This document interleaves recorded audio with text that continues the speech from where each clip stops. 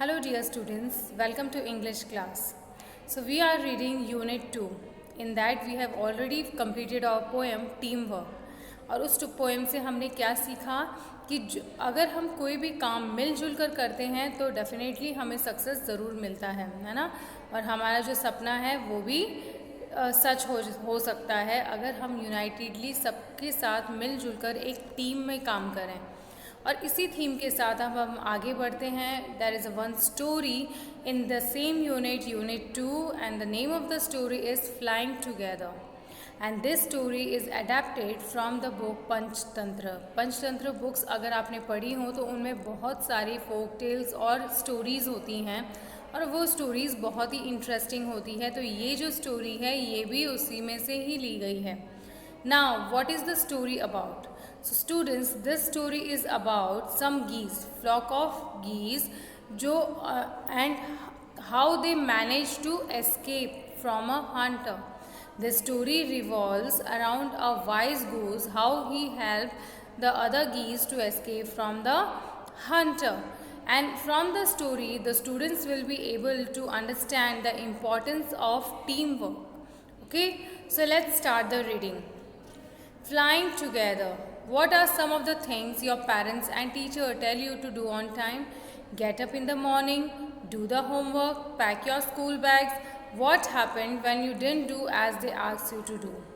So morning में जब आप उठते हो तो आपके पेरेंट्स आपको कुछ इंस्ट्रक्शंस देते हैं daily. Get up early, get ready for the school, pack your bags, do the homework. तो इस तरह के इंस्ट्रक्शंस आपको मिलते हैं डेली, है ना। और क्या होता है अगर उनका आप एक भी इंस्ट्रक्शन फॉलो नहीं करते हो तो आपका सारा काम खराब हो जाता है ना, आप लेट हो जाते हो। So students, always you should obey your elders.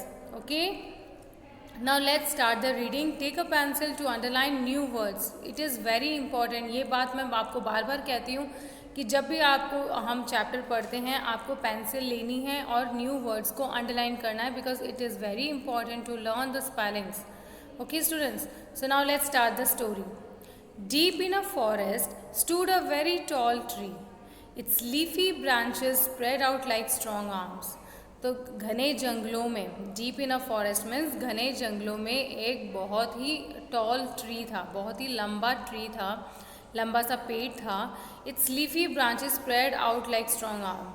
और उसके जो ब्रांचेस थे जो बहुत लीफी थे, लीफी मीन्स बहुत सारे उस पर पत्ते थे और वो ब्रांचेस हैं बहुत दूर दूर तक फैले हुए थे, लाइक स्ट्रॉन्ग आर्म्स। जिस तरह से स्ट्रॉन्ग आर्म्स होते हैं ऐसे लग रहा था वो पेड़ के स्ट्रॉन्ग आर्म्स हैं। This tree was the home of a flock of wild geese. Geese is a plural of goose. Goose का प्लूरल फॉर्म क्या होता है? गीज। मतलब एक होता है तो गूज और बहुत सारे होते हैं तो geese. Like you can see in the picture, geese इस तरह के जो बर्ड्स होते हैं जिनके वाइट वेब पैर होते हैं ना, उन्हें गीज बोलते हैं, वाइट कलर के। Okay, so this tree was the home of flock of wild geese. तो यहाँ पर फ्लॉक ऑफ वाइल्ड गीज ये कलेक्टिव नाउन है ना, फ्लॉक ऑफ बर्ड्स। तो यहाँ पर फ्लॉक जो है ये कलेक्टिव नाउन है। तो ये जो पेड़ था इस पर बहुत सारे वाइल्ड गीज रहते थे, ये वाइल्ड गीज का घर था। They felt safe there. One of the geese was wise old bird. और उन्हें वहाँ वो अपने आप को उस पेड़ पर सुरक्षित महसूस करते थे। और उन सभी में से एक जो गीज था वो गूस था, एक बहुत ही ओल्ड था, है ना, वो बहुत ही समझदार भी था। He noticed a small creeper at the foot of the tree. He spoke to the other birds about it. तो उसने एक दिन कुछ नोटिस किया। क्या नोटिस किया? A small creeper on the foot of the tree. Creeper वो plants होते हैं जो सपोर्ट लेकर बड़े होते हैं, है ना। उन्हें किसी ना कि वॉल का, ब्रांच का उन्हें सपोर्ट चाहिए होता है, वो क्रीपर्स होते हैं। तो उसने एक ट्री के फुट के पास, मतलब जहाँ ट्री एंड होता है वहाँ पर एक क्रीपर देखा। He spoke to other birds about it. और उसने बाकी के बर्ड्स को भी उसके बारे में बताया। Do you see that creeper? He said to them. Let us destroy it. तो उसने कहा बर्ड्स को कि देखो वहाँ पर आप सबको वो क्रीपर दिख रहा है, चलो हम उसे डिस्ट्रॉय कर देते हैं, उसे निकाल देते हैं बाहर। Why must we destroy it? asked the geese in surprise. It is so small. What harm can it do, my friend? So उनमें से जो किसी गीज़ ने पूछा कि हम इसे डिस्ट्रॉय क्यों करेंगे, हम इसे क्यों निकाल के, ये तो कितना छोटा सा है और इससे हमें क्या नुकसान पहुंच सकता है। My friends, replied the wise old bird, that little creeper will grow soon grow. As it creeps up this tree, it will become thick and strong. तो गूज ने जो ओल्ड गूज था उसने बताया कि ये जो क्रीपर है ये धीरे धीरे बड़ा भी हो जाएगा और इस हमारे पेड़ के सपोर्ट से ये बहुत स्ट्रॉन्ग बन जाएगा और ये हम मतलब बढ़ता ही जाएगा। What of that? asked the geese. What harm can a creeper do us? तो बाकी गीज ने पूछा तो क्या हो गया अगर ये बड़ा हो जाएगा तो इससे हमें क्या नुकसान पहुंचने वाला है। Don't you see, replied the wise bird, with the help of that creeper it will be possible for someone to climb this tree. A hunter can come up and kill us all. तो उस wise old गीज ने कहा कि क्या तुम्हें दिखाई नहीं देता कि ये जो क्रीपर है ये जब स्ट्रॉन्ग हो जाएगा तो इसकी मदद से कोई भी चढ़कर क्लाइंब कर कर इस पेड़ तक पहुंच सकता है, कोई भी हंटर या शिकारी आ सकता है जो हमें हमारा शिकार कर लेगा। तो क्या तुम्हें दिखाई नहीं दे रहा। Now student page number 30। Well, there's no hurry, they replied. The creeper is very small, it would be a pity to destroy it now. तो उन्होंने कहा कि अभी क्या जल्दी है, इतनी जल्दी, अभी तो ये क्रीपर बहुत ही छोटा सा है और हमें इस पर दया आ रही है, हमें इस छोटे से क्रीपर को कोई भी नुकसान नहीं पहुंचाना चाहिए। Destroy the creeper while it is still young, the old bird advised. Now it is tender and you can cut it easily. Later it will become hard and you will not able to cut it. Destroy the creeper while it is still young, the old bird advised. वो उन सभी में argument होने लग गया। तो जो old bird है, वाइज बर्ड है, उसने उन्हें एडवाइस दिया कि जब क्रीपर छोटा है तभी आपको इसे डिस्ट्रॉय करना चाहिए, because it is tender. Tender मतलब ये अभी बहुत नाजुक सा है, छोटा सा है, पतला सा है, तो आप इसे इजीली डिस्ट्रॉय कर दोगे। लेकिन जब ये हार्ड बन जाएगा, बहुत हार्ड हो जाएगा, स्ट्रॉन्ग हो जाएगा, एकदम फुल इसकी ग्रोथ हो जाएगी, तब आप इसको नहीं काट पाओगे। So it's my advice to cut it now itself. Will see answer the birds. लेकिन जो बर्ड्स हैं वो उसकी एडवाइस को इग्नोर कर रहे थे। बाकी के जो बर्ड्स हैं वो कह रहे ठीक है हम देखेंगे। But they did not destroy the creeper. लेकिन उन्होंने उस क्रीपर को डिस्ट्रॉय नहीं किया।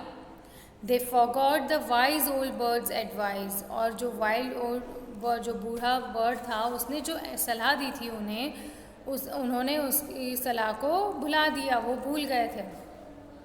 As the creeper grew, it began winding its way up the tree.